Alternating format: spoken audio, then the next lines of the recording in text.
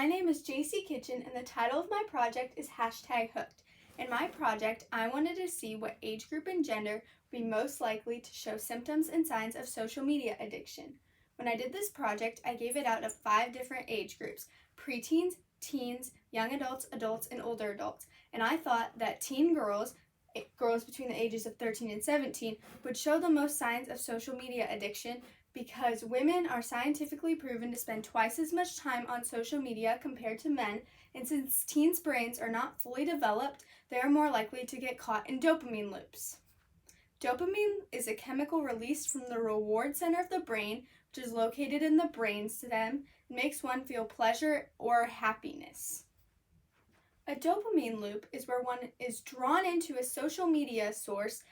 such as a notification, and the more they interact with that app or source or site, the more feedback they get, which releases more dopamine, which associates that negative action of being on social media as a positive thing, which causes you to spend more and more time on that social media network.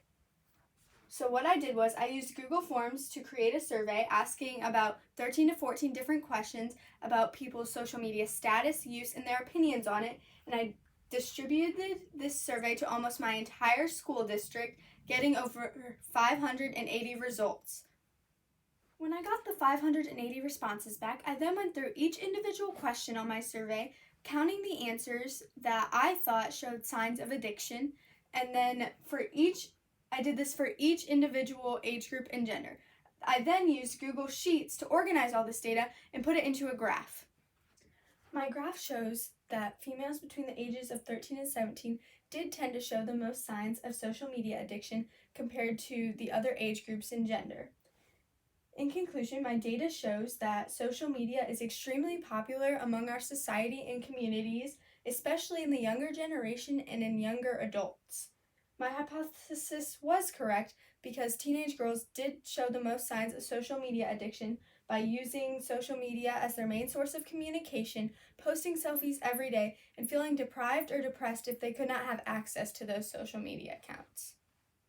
When doing this project, the most surprising thing that I realized was the number of preteens or 12 and under-year-olds that had Facebook and Twitter accounts, felt anxious or distressed if they could not use their social media, and posted selfies every day, and followed people that they had no connection to in real life on their social media accounts.